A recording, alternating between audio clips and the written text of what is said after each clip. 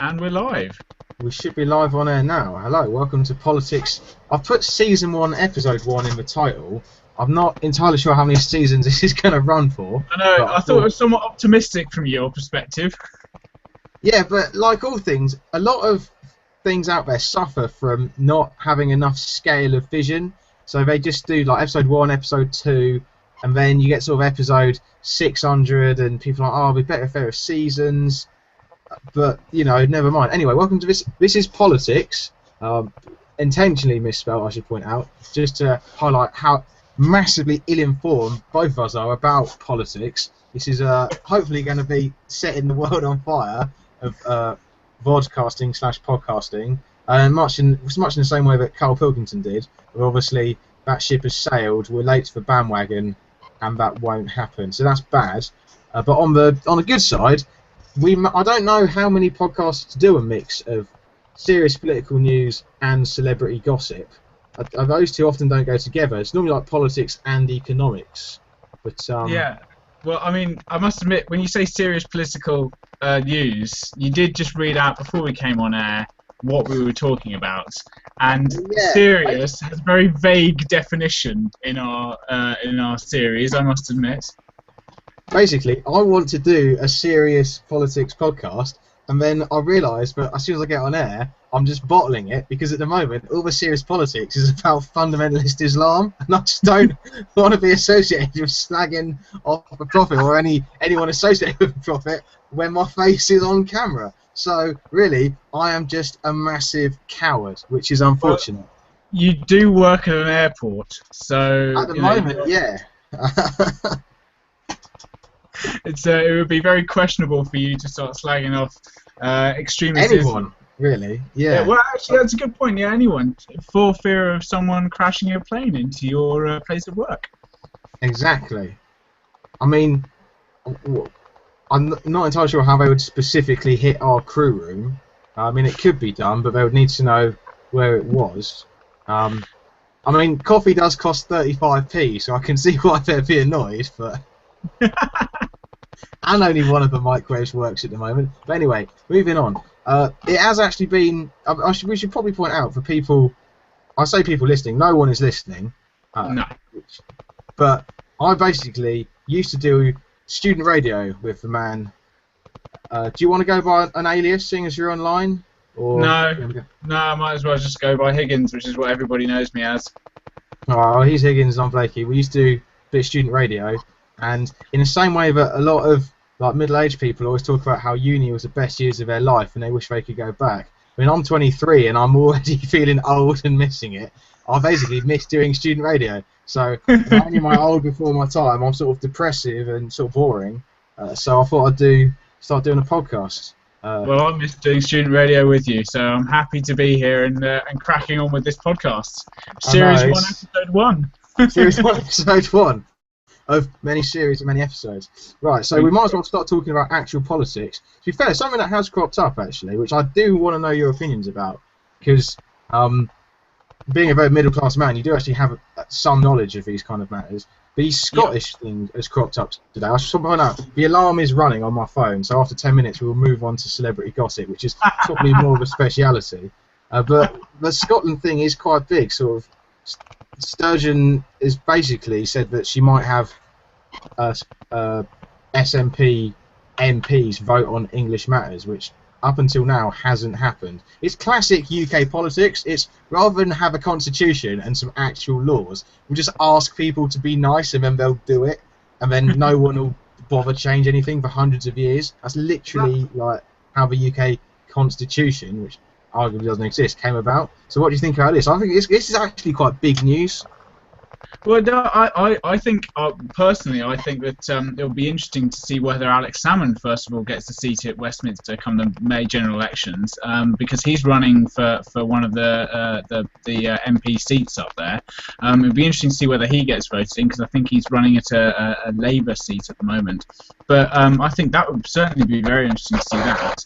And Nicola Sturgeon says getting Scottish MPs to vote on English laws. I mean, there's been a whole surge, the Conservative Party and the Lib Dems, because Labour's got such a big power base up in Scotland would like to see more English MPs vote for English laws, for the simple reason that it would almost exclude the Labour Party from casting votes. Even if the Labour Party were in government, it would exclude them from casting votes on their own laws within England, because such a huge, such a majority of their base comes from Scotland. Such a large amount comes from Scotland. Well, yeah, there's two things about that. One of which I think is a commonly held belief which is wrong, and one of them which is quite important.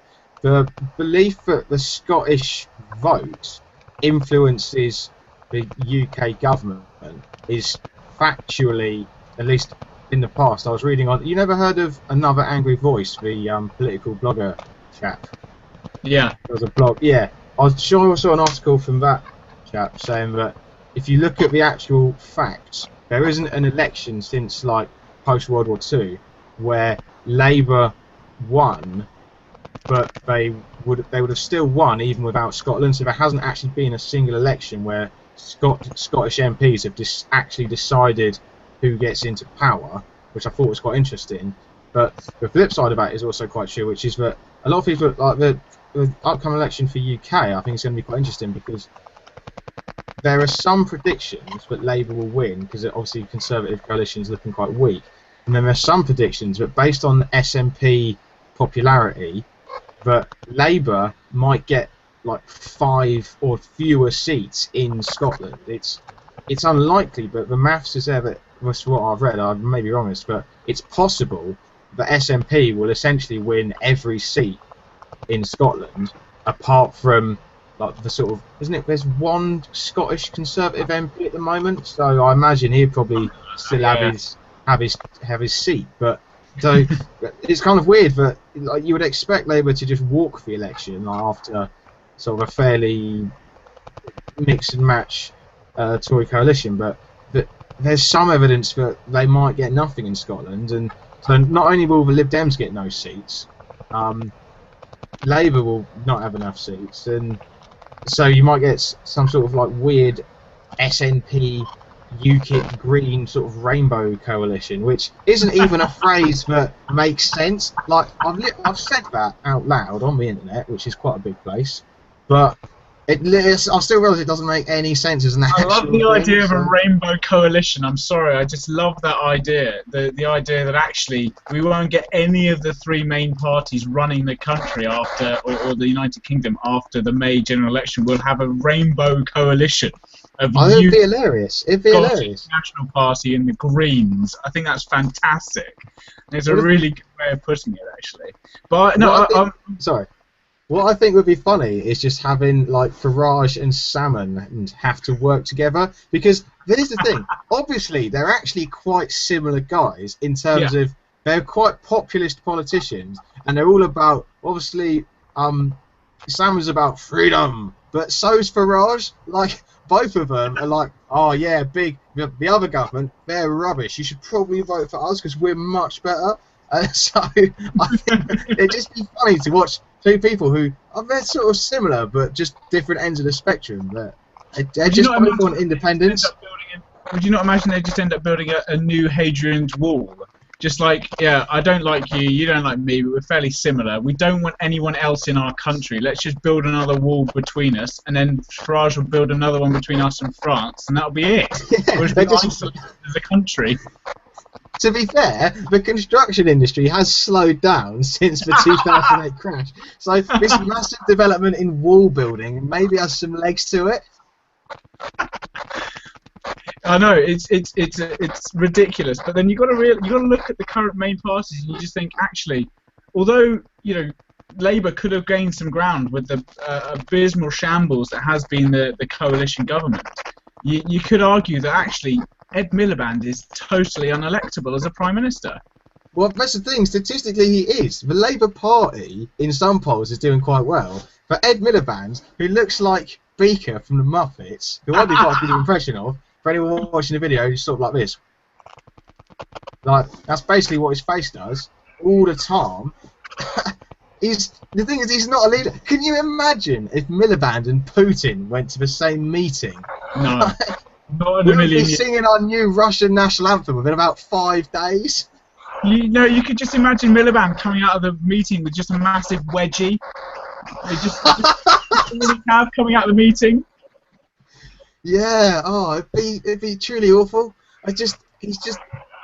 He may be a very good politician, I don't know, but he just isn't. He doesn't look like a statesman, does he? Not really, no. No. I just don't think I think he's completely unelectable. And the problem I mean, is that's the thing. We're faced with three main parties who none of them I particularly like or want in power. You know, so I'll do my usual thing and vote Green. You know. Yeah, I actually wish I could vote for the SNP. Or Plaid. That's the thing, because SNP get all the hype, and Plaid obviously sort of similar, but I mean, obviously the Welsh nationalists don't actually want independence at the moment, which somewhat undermines their goal. But I think they're just biding their time. They're just plotting like a Bond villain, sort of, you know, twiddling their fingers.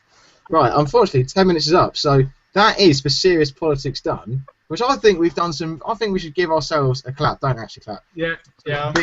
Somewhat. I did say don't clap. Being somewhat intellectual for 10 minutes. Now on to celebrity gossip. Now, this isn't. When we did student radio, which hopefully by episode 2, or at least by season 2, we won't have to mention because people will know when the sort of t-shirts and that are coming out. Yeah. I was a big fan of Metro Weird News for all the sort of pointless news that was out there. But what we'll do is we'll segue into the celebrity gossip with some pointless news. I'll just read you this headline. This is from RT, a reputable news site. German court supports man's right to pee standing up. Yes. So hang on. Who was arguing against the man standing up? Basically, I believe he was in rented accommodation, and the landlord claims that this man sprinkling while tinkling, standing up, has resulted in damage to the marble floor. So I assume this man is like quite a wealthy individual if he's renting property which has a marble bathroom floor. But, hang on. I want to know what this guy's drinking if his urine is so corrosive that it is damaging a marble floor. Well, presumably a healthy breakfast of sulfuric acid and pomegranate seeds. But yeah, the quote was, despite growing domestication of men in this matter, urinating while standing up is still widespread. Judge Stefan Hank in the city of Dusseldorf has warned that traditionalists who insist on standing up, quote, must expect occasional rows with housemates, especially women, but cannot be held to account for any collateral damage. Now, I don't want to make light of mass atrocities committed in time of war, but I think collateral damage is probably the wrong phrase. A small amount of water and urine and stuff on the floor. It's not. I can't imagine that if Jon Snow would be wearing a bulletproof vest if he was live from someone's bathroom. That's just. It's just me. But anyway, that was in theory in the serious political news. In terms of the pointless celebrity news, most of these people I haven't heard of, but they are on a rather popular website's showbiz pages, which is good. Miley Cyrus has been in the news again. Also, talking of Miley Cyrus, we need to make this show go big. I think what we need to do is start a Twitter beef with Miley Cyrus, and then sort of in the mentality that all publicity is good publicity, we'll have loads of like troll comments calling us, I don't know. Well, I'll probably be calling you smelly and unfunny, boring. I mean, obviously I'm not suggesting that, but some people might suggest that. But you know, then we'll have more viewers, so that's good. And as soon as we start monetizing this stuff on YouTube, we'll be making profit. Oh, by the way, I haven't discussed this with you, but any profit will split like 55.1%, 50.1% to me and 49.9% to you, because it was my idea. Yeah, I'm happy with that. I mean, we're not going to make. I don't know how you cut a penny in half. Obviously, you're not allowed to do that because it's worth more than a penny, isn't it? So that's actually illegal. So we won't get involved in crime. But before 1989, it's worth more than a penny. Ah, that's good. I know it's incredibly boring, but yeah, funnily enough, I know that. Useful facts. This is like fact corner. It's like dictionary corner. Anyway, The news, yeah. So Miley Cyrus has been in the news. She posted a quote-unquote boob selfie, like Kim Kardashian did. She just like Yeah. did a selfie, but put her boobs really close to the camera. Uh, Mm.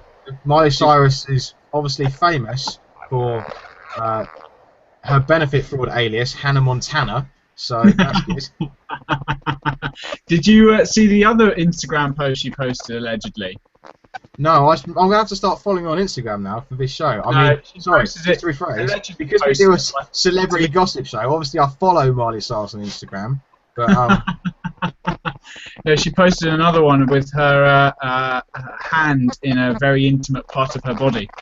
Is the best way to describe it, and with the quotes that a masturbator day keeps the haters away. all right. Well, it certainly doesn't keep the loneliness away, but it somewhat reduces the loneliness of secondary school, so that's good. I don't know what you were doing in maths class, but I was studying at the time. No, I just, you know, ages 13 to 18 when no one's interested.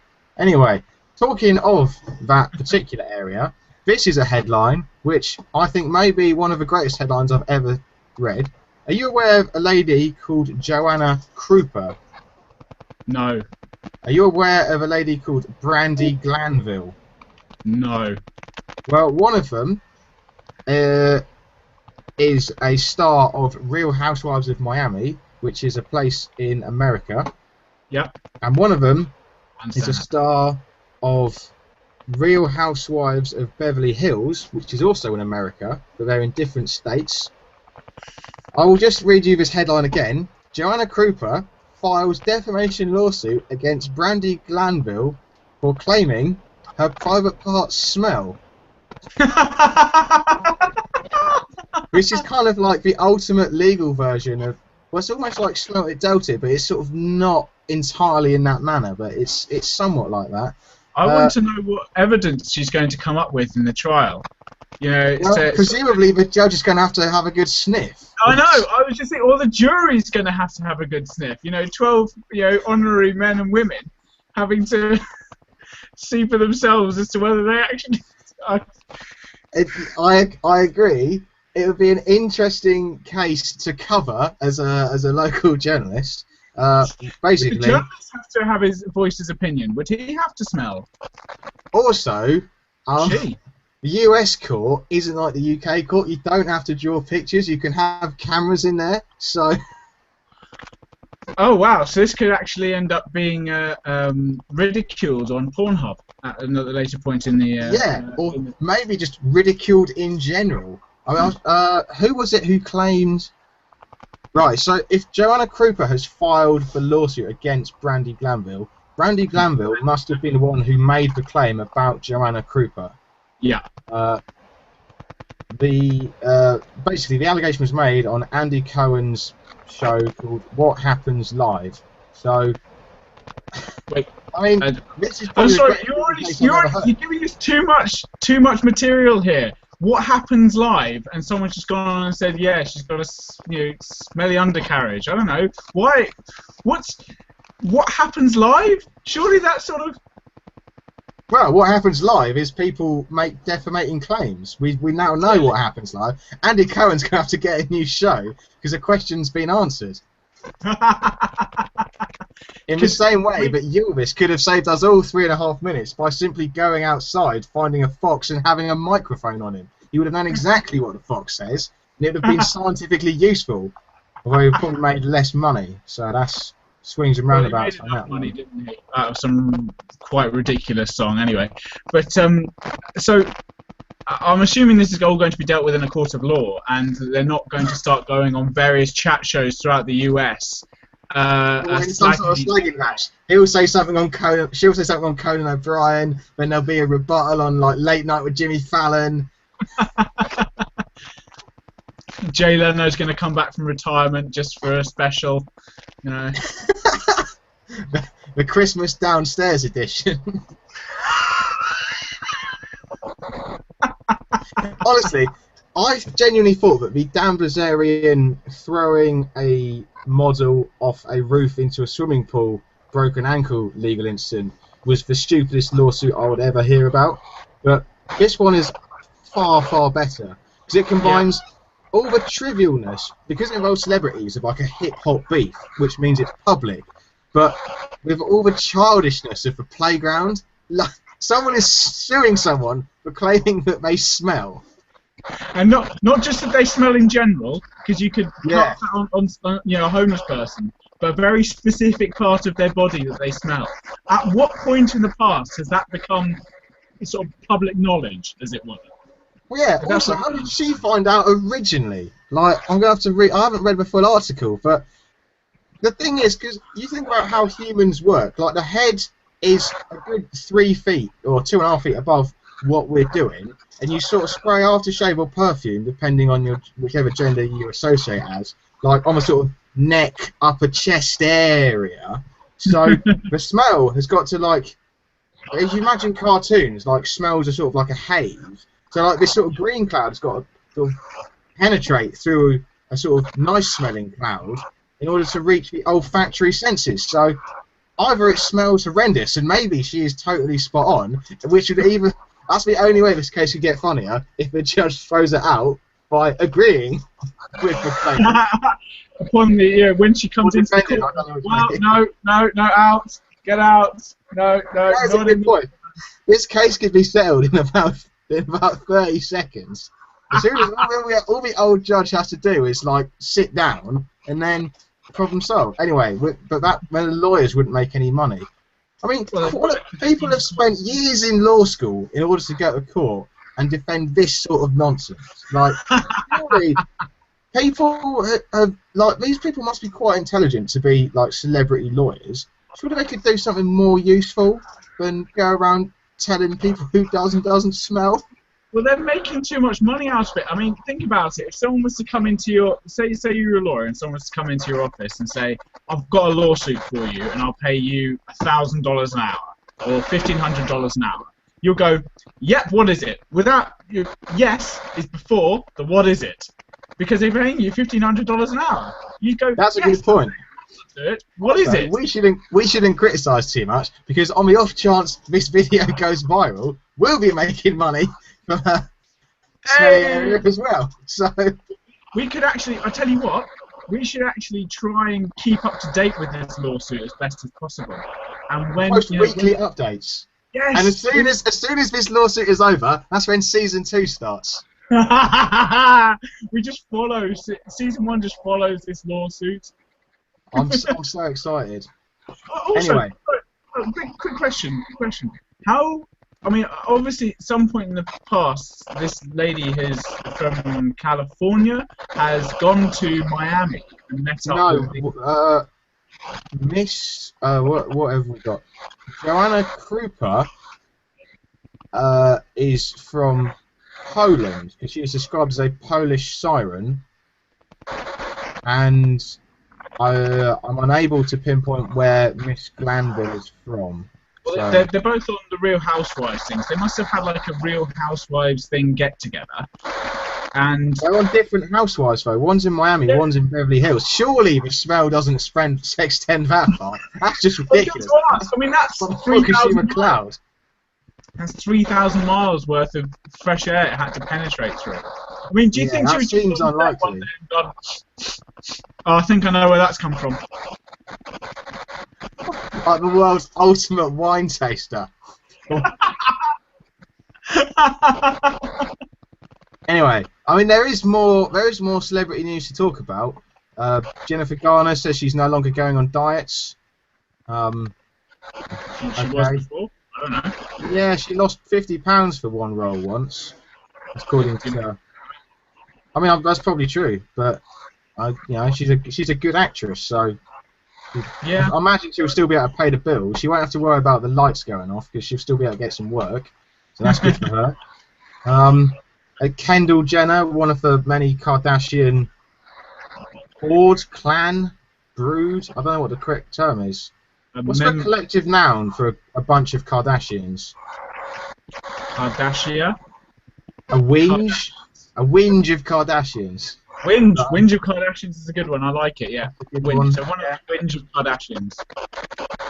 Yeah, she's one of them. She's been doing some stuff. She's been wearing a cape play suits. So they'll probably be bang on trend soon. I mean, not quite as bang on trend as if Kate Middleton wears one, but. So we're going to be walking around bits of, Shoreditch, and people are going to be wearing cake play suits. Did I hear you say? Yeah, mate, we're bang on trend here. We'll be giving out fashion advice on episode 3. Yeah, if you're stumped for something to get your girlfriend for her birthday this year, cake play suit is top of the range. Okay, it's literally go down to Primark, get a really busted old T-shirt, and then just get some cardboard. A cake play suit. You've got to have a picture of this at some point. We should broadcast on our. Yeah, I don't know how we do screen share. No, we'll work it out. We'll tweet it. Google Kate's play suit. You can Google it, can't you? You've got internet. That's why we're doing this on the internet. Oh, good point. I didn't think about that. Right, that is catastrophic, but you didn't think of that, to be honest. Anyway, yeah. We should. While you're searching for that, we should wrap up because I think we've extended over our 20-minute time limit. It's been a pleasure doing this with you, Mr. Higgins. We're going to aim. I say we're going to aim. I'm telling you this for the first time. I'm going to try and aim to get one of these episodes out once every 2 weeks. So if I know we can't do one for like a month, then we can record 3 back-to-back and then just release them in the future, which a lot of musicians do with their music. So I don't think we're sort of being bad artists in the podcasting world. Well, have you found Kate's place yet? We might not be as up to date on this smelly lawsuit as we could be. No, that is a good point. We've really got to think about this. This is a serious decision. I know. Maybe we should do what like Mock the Week and Have I Got News for You do when there's like a big thing coming up, like the general election. They do the broadcast. They do the recording before the broadcast. So we have to guess about what the outcome's going to be in the following week, and just say, well, the defence presented their evidence, and it's not looking good. The judge has a sniff, and it really is. It's pretty bad. Or we could just record both sides, and then with some clever video editing, which I really don't want to do. I'm hoping this can be an edit-free series. Anyway, Higgins, it's been an absolute pleasure. I feel that we've set the benchmark fantastically low. The only way we can get worse than this is if we hit absolute rock bottom, as opposed to just relatively rock bottom. And stop the broadcast now. Hopefully you'll tune into the next episode. Peace.